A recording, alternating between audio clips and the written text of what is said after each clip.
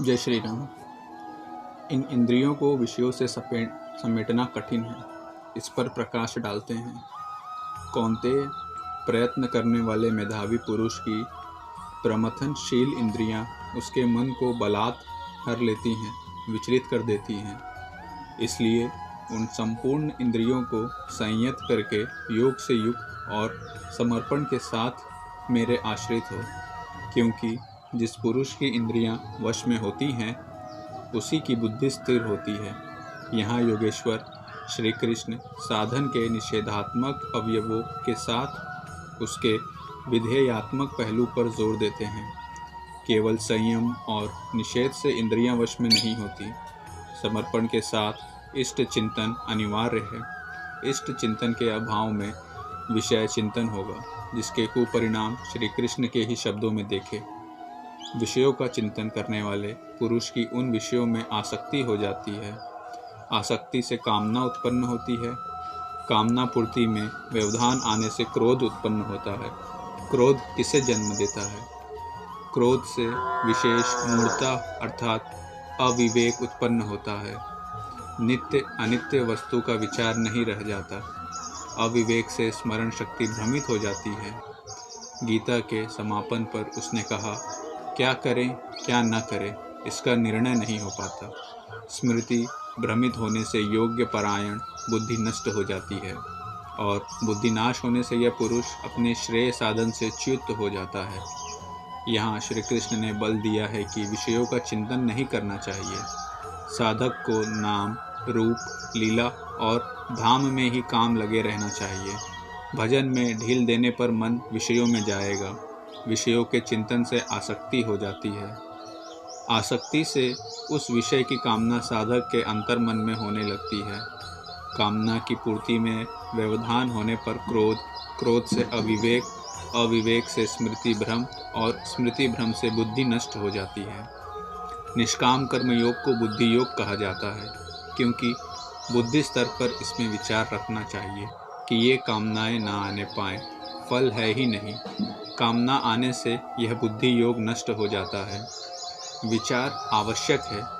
विचार शून्य पुरुष श्रेय साधन से नीचे गिर जाता है। साधन क्रम टूट जाता है, सर्वथा नष्ट नहीं होता। भोग के पश्चात साधन वहीं से पुनः आरंभ होता है जहां अवरुद्ध हुआ था। यह तो विषयाभिमुख साधक की गति है। स्वाधीन अंतःकरण वाला साधक किस गति को प्राप्त होता है? इस पर श्री कृष्ण कहते हैं, आत्मा की विधि को प्राप्त प्रत्यक्षदर्शी महापुरुष रोग द्वेष से रहित, वश में की हुई अपनी इंद्रियों द्वारा विषयों में विचारता हुआ भी अंतःकरण की निर्मलता को प्राप्त होता है। वह अपनी भाव दृष्टि में रहता है। महापुरुष के लिए विधि निषेध नहीं रह जाते। उसके लिए कहीं अशुभ नहीं रहता जिससे वह बचाव करे, तथा उसके लिए कोई शुभ शेष नहीं रह जाता जिसकी वह कामना करे। भगवान के पूर्ण कृपा प्रसाद भगवत्ता से संयुक्त होने पर उसके संपूर्ण दुखों का अभाव हो जाता है, संसार का अभाव हो जाता है, और उस प्रसन्न चित्त वाले पुरुष की बुद्धि शीघ्र ही अच्छी प्रकार की हो जाती है। किंतु जो योग युक्त नहीं है उसकी दशा पर प्रकाश डालते हैं। योग साधन रहित पुरुष के अंतःकरण में निष्काम कर्म बुद्धि नहीं होती। उस आयुक्त के अंतःकरण में भाव ही नहीं होता। भावना रहित पुरुष को शांति कहाँ और अशांत पुरुष को सुख कहाँ।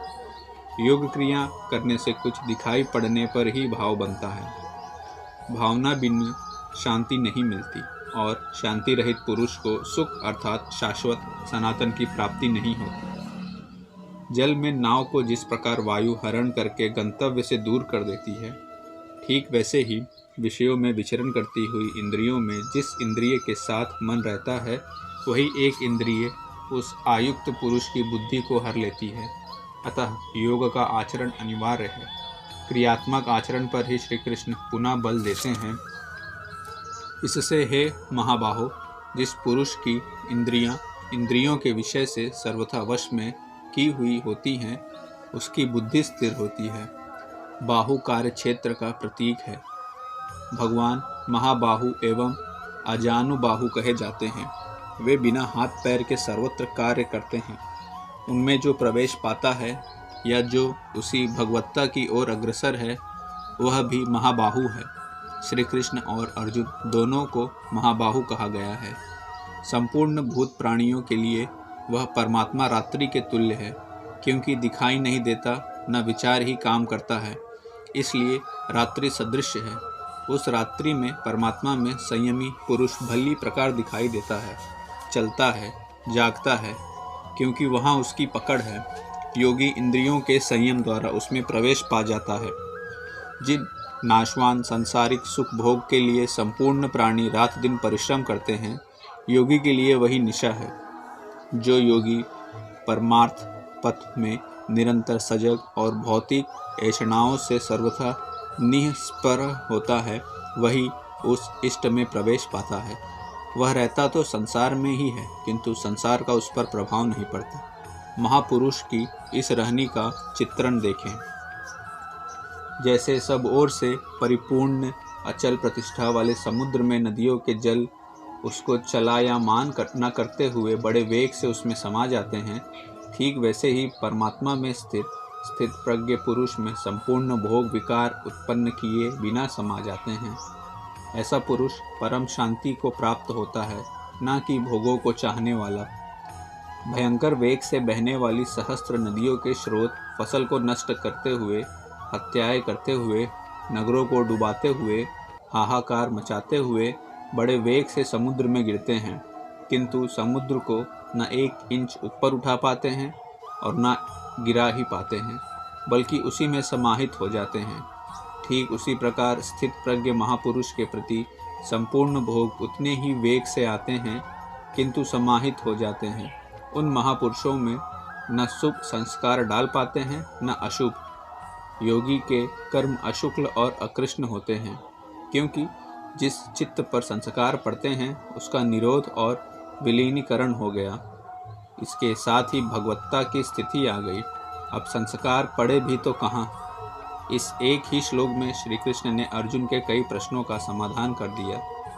उसकी जिज्ञासा थी कि स्थित प्रज्ञ महापुरुष के लक्षण क्या है, वह कैसे बोलता है, कैसे बैठता है, कैसे चलता है। श्री कृष्ण ने एक ही शब्द में उत्तर दिया कि वे समुद्रवत होते हैं। उनके लिए विधि निषेध नहीं होता कि ऐसे बैठो और ऐसे चलो। वे ही परम शांति को प्राप्त होते हैं, क्योंकि वे संयमी हैं। भोगों की कामना वाला शांति नहीं पाता। इसी पर पुनः बल देते हुए, जो पुरुष संपूर्ण कामनाओं को त्याग कर मैं और मेरे के भाव तथा अहंकार और स्पृहा से रहित हुआ बरतता है, वह उस पर परम शांति को प्राप्त होता है। इसके बाद कुछ भी पाना शेष नहीं रह जाता। पार्थ, उपयुक्त स्थिति ब्रह्म को प्राप्त हुए पुरुष की स्थिति है। समुद्रवत उन महापुरुष के विषय नदियों की तरह समा जाते हैं। वे पूर्ण संयमी और प्रत्यक्ष परमात्मदर्शी हैं। केवल अहम ब्रह्मास्मि पढ़ लेने या रट लेने से यह स्थिति नहीं मिलती। साधन करके ही इस ब्रह्म की स्थिति को पाया जाता है। ऐसा महापुरुष ब्रह्मनिष्ठा में स्थित रहते हुए शरीर के अंत काल में भी ब्रह्मानंद को ही प्राप्त होता है। निष्कर्ष, प्रायः कुछ लोग कहते हैं कि दूसरे अध्याय में गीता पूर्ण हो गई, किंतु यदि केवल कर्म का नाम मात्र लेने से कर्म पूरा हो जाता हो, तब तो गीता का समापन माना जा सकता है। इस अध्याय में योगेश्वर श्री कृष्ण ने यही बताया कि अर्जुन, निष्काम कर्म के विषय में सुन, जिसे जानकर तू संसार बंधन से छूट जाएगा। कर्म करने में तेरा अधिकार है, फल में कभी नहीं। कर्म करने में तेरी अश्रद्धा भी न हो, निरंतर करने के लिए तत्पर हो जा। इसके परिणाम में तू परम पुरुष का दर्शन, स्थित प्रज्ञ बनेगा, परम शांति पाएगा। किंतु यह नहीं बताया कि कर्म है क्या। यह सांख्य योग नामक अध्याय नहीं है। यह नाम शास्त्रकार का नहीं, अपुति टीकाकारों की देन है। वे अपनी बुद्धि के अनुसार ही ग्रहण करते हैं, तो आश्चर्य क्या है। इस अध्याय में कर्म की गरिमा, उसे करने में जाने वाली बर्तियाँ और स्थित प्रज्ञ के लक्षण बताकर श्री कृष्ण ने अर्जुन के मन में कर्म के प्रति उत्कंठा जागृत की है। उसे कुछ प्रश्न दिए हैं। आत्मा शाश्वत है, सनातन है, उसे जानकर तत्वदर्शी बनो। उसकी प्राप्ति के दो साधन हैं, ज्ञान योग और निष्काम कर्म योग। अपनी शक्ति को समझकर हानि लाभ का स्वयं निर्णय लेकर कर्म में प्रवृत्त होना ज्ञान मार्ग है तथा इष्ट पर निर्भर होकर समर्पण के साथ उसी कर्म में प्रवृत्त होना निष्काम कर्म योग या भक्ति मार्ग है। गोस्वामी तुलसीदास ने दोनों का चित्रण इस प्रकार किया है। मेरे दो प्रकार के भजने वाले हैं, एक ज्ञान मार्गी, दूसरा भक्ति मार्गी। निष्काम कर्म मार्गी या भक्ति मार्गी शरणागत होकर मेरा आश्रय लेकर चलता है। ज्ञान योगी अपनी शक्ति सामने रखकर अपने हानि लाभ का विचार कर अपने भरोसे चलता है, जबकि दोनों के शत्रु एक ही हैं। ज्ञान मार्गी को काम क्रोधादि शत्रुओं पर विजय पाना है और निष्काम कर्मयोगी को भी इन्हीं से युद्ध करना है। कामनाओं का त्याग दोनों करते हैं और दोनों मार्गों में किया जाने वाला कर्म भी एक ही है। इस कर्म के परिणाम में परम शांति को प्राप्त हो जाओगे, लेकिन यह नहीं बताया कि कर्म है क्या। अब आपके भी समक्ष कर्म एक प्रश्न है। अर्जुन के मन में भी कर्म के प्रति जिज्ञासा हुई। तीसरे अध्याय के आरंभ में ही उसने कर्म विषयक प्रश्न प्रस्तुत किया। अतः इस प्रकार श्रीमद् भगवद गीता रूपी उपनिषद एवं ब्रह्म विद्या तथा योग शास्त्र विषयक श्री कृष्ण और अर्जुन के संवाद में कर्म जिज्ञासा नामक दूसरा अध्याय पूर्ण होता है।